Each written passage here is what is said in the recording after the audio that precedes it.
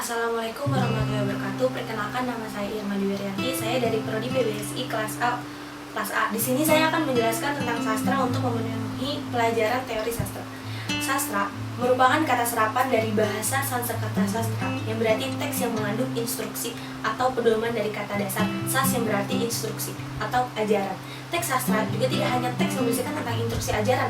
Lebih dari itu, dalam bahasa Indonesia, kita ini biasa digunakan untuk merujuk kepada kesusastraan atau sebuah jenis tulisan yang memiliki arti atau keindahan tertentu. Hal yang perlu diketahui juga ada pemakaian istilah sastra dan sastrawi. Segmentasi sastra lebih mengacu sesuai definisinya sebagai sekadar teks, sedang sastrawi lebih mengarah pada sastra yang kental nuansa puitis atau abstraknya. Istilah sastrawan adalah salah satu contohnya. Diartikan sebagai orang yang menggeluti sastrawi, bukan sastra, karena sastrawan adalah seorang yang menyukai nuansa puitis dan abstraknya, tidak sekadar teks.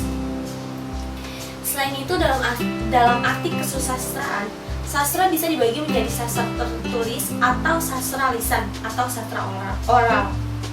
Di sini, sastra tidak banyak berhubungan dengan tulisan, tetapi dengan bahasa yang dijadikan wahana untuk mengekspresikan pengalaman atau pemikiran tertentu. Biasanya kesusastraan dibagi menurut daerah geografis atau bahasa. Jenis-jenis sastra ada prosa, puisi, dongeng, drama, dan hikayat. Prosa merupakan salah satu jenis karya sastra yang berbeda dengan puisi, sekalipun banyak yang bilangnya sama, namun itu berbeda. Dengan drama juga merupakan sebuah karya sastra. Di sini, drama menggambarkan tentang cerita kehidupan manusia melalui gerak. Jadi, bukan sekedar cerita tertulis. Dalam drama, watak tokoh, cerita, dan lain sebagainya bisa dilihat dari peran sekaligus dialog. Dongeng ini merupakan sebuah karya sastra lama di mana di dalamnya membuat cerita yang cenderung berupa fiksi atau khayalan yang luar biasa. Masyarakat menganggap bahwa cerita dongeng ini tidak benar-benar terjadi, sedangkan asal dongeng sendiri disampaikan secara turun-temurun oleh nenek moyang sebagai sebuah cerita rakyat tradisional. Puisi lebih spesifik lagi dibandingkan prosa. Di dalam puisi harus memperhatikan diksi, sedangkan pilihan bahasa yang digunakan lebih banyak yang bermajas atau bermakna konotatif. Puisi ini memiliki berbagai jenis berdasarkan temanya. Untuk puisi yang biasanya banyak digemari anak muda, tentu saja adalah puisi cinta, apalagi untuk kita. Oke, selanjutnya hikayat. Hikayat biasanya merupakan karya sastra yang berbentuk prosa. Di dalamnya bisa berisi cerita, kisah maupun dongeng. Akan tetapi, hikayat ini mayoritas menggunakan bahasa Melayu yang mungkin cukup sulit dipahami, apalagi untuk kita ya, anak-anak modern sekarang. Biasanya hikayat dibacakan dalam rangka menjadi sebuah hiburan.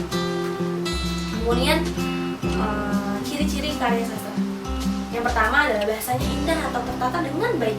Isinya menggambarkan manusia dengan berbagai persoalannya. Gaya penyajiannya menarik sehingga berkesan di hati pembacanya. Perbedaan karya sastra lama dengan karya sastra baru. Ciri-ciri karya sastra lama. Pertama, bentuk karya sastra lama berupa puisi yang terikat seperti syair, pantun, hikayat, legenda, dan dongeng. Bahasa pada karya sastra lama menggunakan bahasa Melayu, bahasa Arab, dan bahasa daerah. Tema yang digunakan cenderung kaku dan bersifat instantaneous dan berupa mistis. Karya sastra baru. Sedangkan ciri-ciri karya sastra baru atau modern, bentuk karya sastra baru berupa puisi bebas dan kontemporer seperti cerpen, novel, drama Indonesia. Kemudian yang kedua, bahasa yang menggunakan bahasa keseharian dan sering dimasuki bahasa asing kreatif dan mungkin mudah didengar untuk orang yang membacanya. Tema yang diangkat seputar kemanusiaan, kemasyarakatan, kehidupan modern, pergaulan remaja, dan lain-lain.